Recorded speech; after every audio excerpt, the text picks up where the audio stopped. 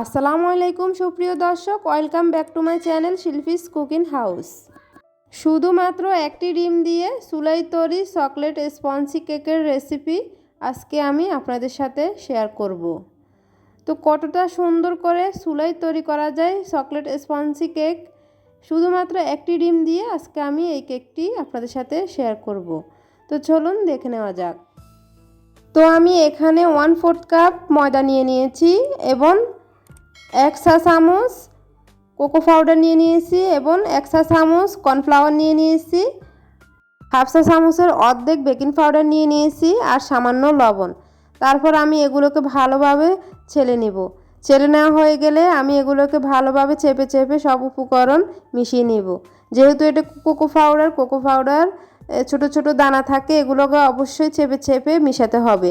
তারপর আমি অফ স্ক্রিনে এগুলোকে আরও একবার ছেলে নেব। শুকনো একটি বাটিতে রুমে স্বাভাবিক তাপমাত্রা থাকা একটা ডিম আমি ভেঙে নিয়ে নিয়েছি এবং একটা হ্যান্ড উইক্সের সাহায্যে আমি ফেনা ফেনা হওয়া অবধি বিট করতে থাকবো।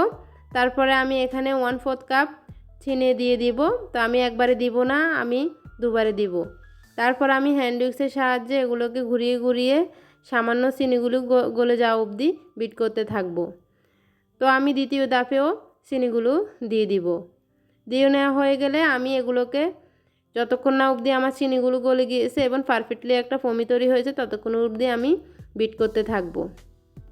তো বিট করতে করতে দেখুন আমার ফোমটি একদম পারফেক্টলি তৈরি হয়ে গিয়েছে। দেখুন একটা সংখ্যা লিখে নেবেন।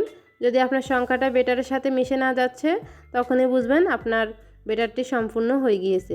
তো আমি এখানে কুসুমটা দিয়ে দিলাম। কুসুম দেওয়ার পরে আমি এগুলোকে আরও 2 থেকে 3 সেকেন্ডের মতো মিশিয়ে নেব। মেশানো হয়ে গেলে আমি শুকনো উপকরণগুলো আরও একবার ছেলে বেটারের সাথে 2 বারে মিশিয়ে নেব। তো প্রথম ধাপে দেওয়া হয়ে গেলে আমি শুকনো উপকরণগুলো ফোল্ডিং মেথডে আমি একদিক থেকে ঘুরিয়ে ঘুরিয়ে মেশাবো। অবশ্যই এই কাজটা আপনারা আলতো হাতে একদিক থেকে ঘুরিয়ে ঘুরিয়ে মেশাবেন। একদমই তাড়াহুড়ো করা যাবে না, আপনারা একদম ফোল্ডিং মেথডে একদিক থেকে ঘুরিয়ে ঘুরিয়ে এই ব্যাটারটি মেশাবেন। তারপরে আমি দ্বিতীয় ধাপেও শুকনো উপকরণগুলো দিয়ে দিয়েছি। 1 টেবিল চামচ লিকুইড দুধ দিয়ে দিলাম, 1/2 টেবিল চামচ সয়াবিন তেল দিয়ে দিলাম। তারপর এগুলোকে আমি ভালোভাবে হ্যান্ড উইক্সের সাহায্যে মিশিয়ে নেব।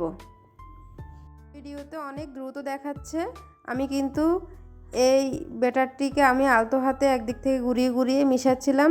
ভিডিওটি অনেক লং হয়ে যাবে, তাই আমি ভিডিওটি একটু স্পিড বাড়িয়ে দিয়েছি। তো আমি কথা বলতে বলতে আমার ব্যাটারটি মেশানো হয়ে গিয়েছে। তো আমি একটা স্প্যাচুলা দিয়ে এগুলো সম্পূর্ণভাবে মিশিয়ে নেব। পাতলা একটা থক থেকে ফ্লাফি একটা ব্যাটার হয়েছে। দেখুন কতটা সুন্দর একটা ব্যাটার হয়েছে। তো আমি এগুলোকে একটা মোল্ডে ঢেলে নেব। তো আমি এখানে 5 ইঞ্চি সাইজের একটা কিউট মোল্ড নিয়ে নিয়েছি এবং মোল্ডের নিচে আমি অয়েল ব্রাশ করে বেকিং পেপার বসিয়ে দিয়েছি। তারপর আমি সম্পূর্ণ ব্যাটারটি মোল্ডে ঢেলে নেব। তো দেখুন আমার সম্পূর্ণ ব্যাটার ঢালা হয়ে গিয়েছে। তো আমি এগুলো হালকা ট্যাপ ট্যাপ করে নেব। তারপর চুলায় আমি বেক করে নেব। তো দেখুন আমি এখানে আগে থেকে 10 মিনিট চুলায় পাতিলটাকে প্রিহিট করে নিয়েছি এবং পাতিলের ভিতরে একটা স্ট্যান্ড বসিয়ে দিয়েছি। তারপর আমি মোল্ডটাকে স্ট্যান্ডের উপরে বসিয়ে 20 থেকে 25 মিনিট বেক করে নেব।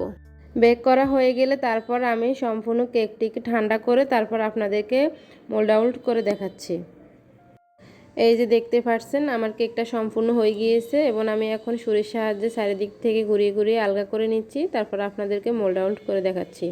তো দেখুন আমার কেকটা মোল্ড আউট করা হয়ে গিয়েছে। এখন আমি বেকিং পেপারটা উঠিয়ে নিচ্ছি। মাশাআল্লাহ দেখুন আমার কেকটা কতটা সুন্দর হয়েছে, কতটা স্পঞ্জি হয়েছে। তো ভিউয়ার্স, একটি মাত্র ডিম দিয়ে চুলায় তৈরি চকলেট স্পঞ্জি কেকের রেসিপিটা আপনাদের কাছে কেমন লেগেছে অবশ্যই লাইক কমেন্ট সাবস্ক্রাইব করে পাশে থাকবেন আর ভিডিওটি বেশি বেশি শেয়ার করে দিবেন। তো ভিউয়ার্স, আজকে এ পর্যন্ত। সবাই সুস্থ থাকবেন, ভালো থাকবেন। আল্লাহ হাফেজ।